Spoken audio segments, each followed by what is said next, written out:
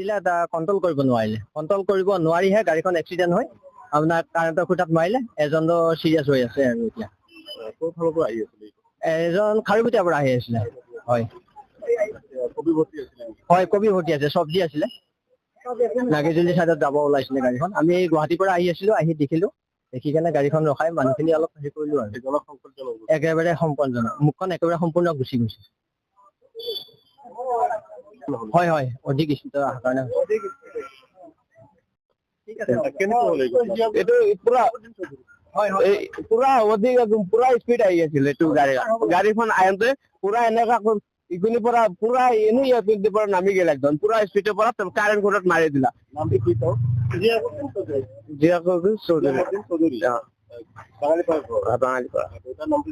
দেউতাৰ নামটো কেইজন মানুহ আছিলে গাড়ীখন? আমি 4জন আছিলো। আমি ইয়াৰ পৰা আহি আছিলো।